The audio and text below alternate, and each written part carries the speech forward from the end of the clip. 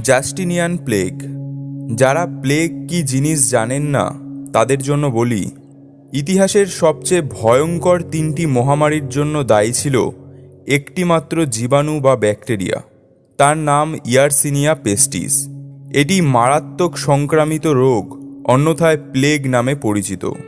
Justinian plague 541 খ্রিস্টাব্দে মিশর থেকে ভূমধ্যসাগর পথে বাইজেন্টাইন সাম্রাজ্যের রাজধানী কনস্টান্টিনোপলে পৌঁছেছিল। সম্রাট জাস্টিনিয়ান অল্প কিছুদিন আগেই এই অঞ্চলটি দখল করেছিলেন এবং এই অঞ্চলের প্রদেয় কর গমের মাধ্যমে দেওয়া হতো।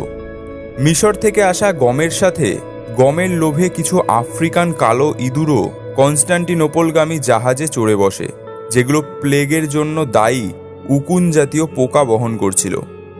প্লেগের কারণে কনস্টান্টিনোপল সম্পূর্ণভাবে ধ্বংস হয়ে গিয়েছিল এবং এখান থেকেই পুরো ইউরোপ, এশিয়া, উত্তর আমেরিকা, আফ্রিকা এবং আরব জুড়ে দাবানলের মতো ছড়িয়ে পড়েছিল। অনুমান করা হয় প্রায় 30 থেকে 50 মিলিয়ন মানুষ এতে মারা যায়, যা কিনা ছিল তখনকার দিনে বিশ্বের প্রায় অর্ধেক জনসংখ্যা। দ্যাপন বিশ্ববিদ্যালয়ের এক অধ্যাপক থমাস মকাইটিস মনে করেন, অসুস্থ লোকেদের এড়িয়ে যাওয়া ছাড়া কিভাবে এই মহামারীর সাথে লড়াই করা যায় সে সম্বন্ধে জনগণের সত্যিকারের কোনো ধারণাই ছিল না। এখন কিভাবে এই মহামারী শেষ হয়েছিল? সর্বোত্তম অনুমান এই যে আধুনিক বিজ্ঞানের কোনো রকম সাহায্য ছাড়াই মানবজাতি এই মহামারীকে পরাজিত করতে পেরেছিল তার টিকে থাকার তীব্র আকাঙ্ক্ষা দিয়ে। যেসব মানুষ কোনো রকমভাবে বেঁচে গিয়েছিল তা তাদের শরীরের রোগ প্রতিরোধ ক্ষমতার জন্যই। ব্ল্যাক ডেথ, কোয়ারেন্টাইনের উদ্ভাবন। জাস্টিনিয়ান প্লেগ মহামারীর পর ইউরোপ কখনোই প্লেগ থেকে সম্পূর্ণ মুক্ত হতে পারেনি, তবে তা মহামারীর আকারে ছিল না। তবে ঠিক 800 বছর পরে 1347 সালে প্লেগ আবার ফিরে আসে মহামারীর আকারে, এবার আগের চেয়েও ভয়ঙ্কর রূপে।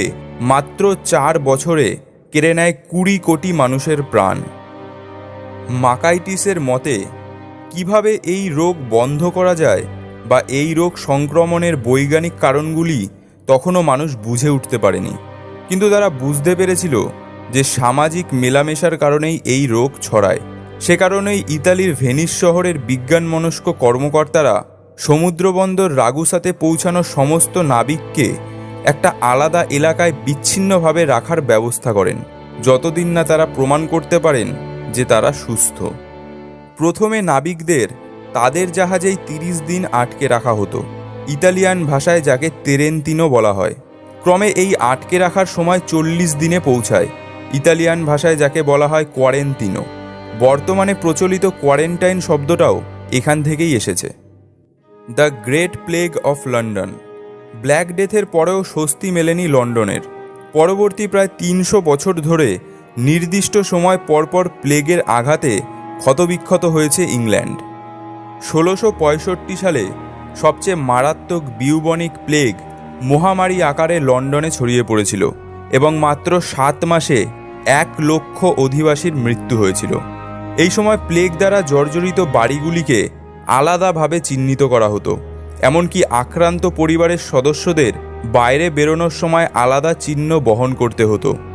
রোগের ছড়িয়ে পড়া ঠেকাতে সম্পূর্ণ লকডাউন বা ক্ষতিগ্রস্তদের জোর করে তাদের বাড়িতে বন্ধ করে দেওয়া হয়েছিল। সমস্ত পাবলিক বিনোদন নিষিদ্ধ করা হয়েছিল।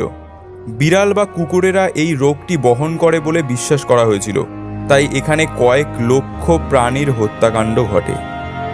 অসুস্থদের তাদের ঘরে আটকে রাখা এবং মৃতদেহকে গণকবরে সমাধিস্থ করা যেমন নিষ্ঠুর ছিল, তেমনি সর্বশেষ মহামারীর অবসান ঘটানোর হয়তো এটাই ছিল একমাত্র উপায়। Small pox. কয়েক হাজার বছর ধরে গুটি বসন্ত ছিল ইউরোপ এবং আরব অঞ্চলগুলোর স্থানীয় রোগ, যা মাঝে মাঝেই মহামারীর আকার ধারণ করত। এর মৃত্যুহার ছিল প্রায় 33%। এই রোগ থেকে প্রাণে বেঁচে গেলেও সারা জীবন ধরে মুখে অসংখ্য দাগের ক্ষত নিয়ে বেঁচে থাকতে হতো। কিন্তু নিউ ওয়ার্ল্ডের নেটিভ জনসংখ্যার উপর এই রোগ যে ধ্বংসলীলা চালিয়েছে তা ইউরোপ বা এশিয়ার যে কোনো মহামারীর তুলনায় অনেক বেশি ভয়ঙ্কর। কলম্বাস আসার আগে আমেরিকানদের এই রোগ ছিল না, তাই তাদের এই রোগের রোগ প্রতিরোধ করার ক্ষমতাও থাকার কথা নয়। তাই কলম্বাস আসার মাত্র 100 বছরের ভেতরে এই রোগে মৃত্যুর সংখ্যা কোটি ছাড়িয়ে যায়। মকাইটিসের মতে শুধুমাত্র মেক্সিকোতেই জনসংখ্যা 110 লক্ষের থেকে মাত্র 10 লক্ষে নেমে আসে। অবশ্য কয়েক বছরের মধ্যেই গুটি বসন্তকে নিয়ন্ত্রণে আনা সম্ভব হয়।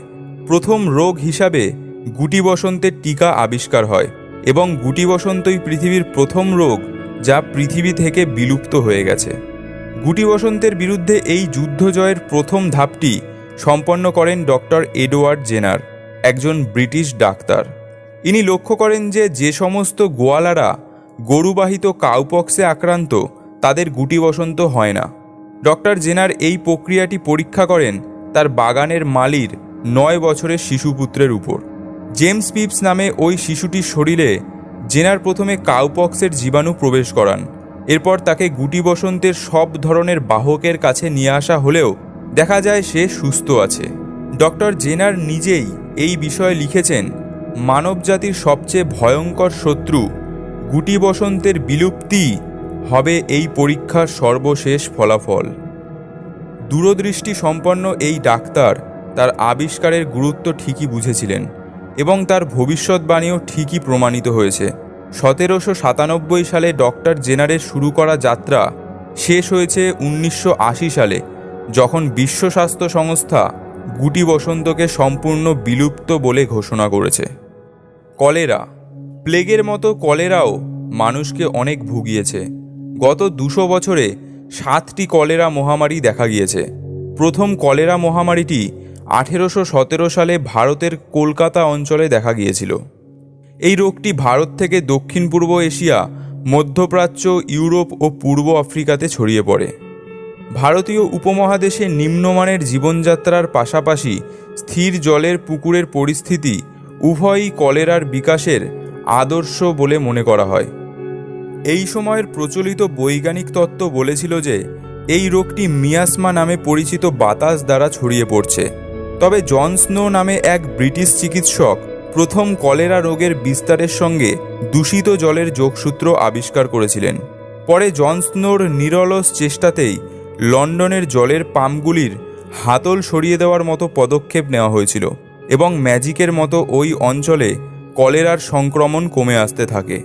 এই ঘটনার পরই বিশ্বের নগরগুলোর স্যানিটেশন ব্যবস্থা উন্নত করার বিষয়টি কর্তৃপক্ষের তালিকায় স্থান পেতে থাকে। সেই সঙ্গে পানীয় জলের বিশুদ্ধতা রক্ষার বিষয়টি সর্বাধিক গুরুত্ব দেওয়া হয়। কয়েকদিন কিছু সমস্যার কারণে এই চ্যানেলে কোনো ভিডিও আপলোড করতে পারিনি, কিন্তু এইবার প্রতিনিয়ত এই চ্যানেলে ভিডিও আপলোড হবে। ভিডিওটি ভালো লাগলে অবশ্যই একটি লাইক দেবেন। আপনার একটি লাইক আমাকে পরবর্তী ভিডিও বানানোর জন্য উৎসাহ দেবে। ধন্যবাদ।